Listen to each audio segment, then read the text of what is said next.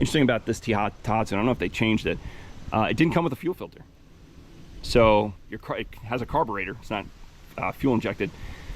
And I mean, with EPA emissions, all the little holes in the carburetor are so small that it takes like a speck of dust to clog it. So I was dealing with that when I first got this motor.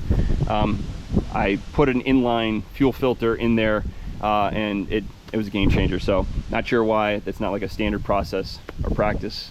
Maybe they changed that, not sure. This was a few years ago that I bought that. Okay, so Tohatsu, the question is, okay, well, great. I have a fuel line here. How does that help me when I deal with a Tohatsu that has an internal fuel tank? All right, well, the answer to that, all right, here we go. Alrighty. All right, so this is my safety and maintenance box. I have some flares. I have that screwdriver for this, for that, I mean, it's really that and more. But here's what I want to show. Here's the fuel line. So I have a cap that I end up making. Sorry, I'm throwing the camera all around here. All right. Okay, this cap here.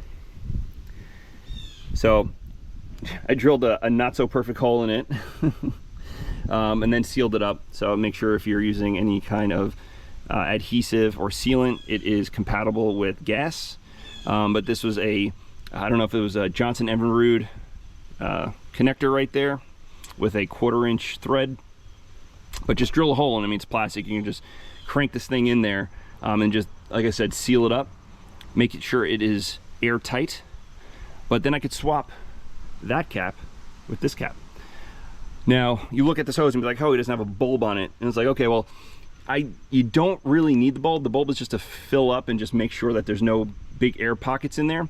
But when I'm dealing with the internal fuel tank, I mean, there's likely going to be an air pocket in there regardless. I think it's like a quarter gallon internal tank.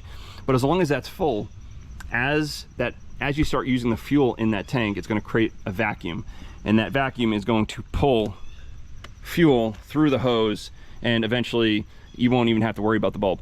It would be a problem if that was empty and then I tried to do this. So, but I can just put this in the top, connect the hose to the top there, and then that's the connector to each of those fuel tanks. So I could run it off the 3, I could run it off the 6, and then, I mean, if I need to get home, I could depend on that engine. I mean, that engine's pretty slow. I think that will top me out at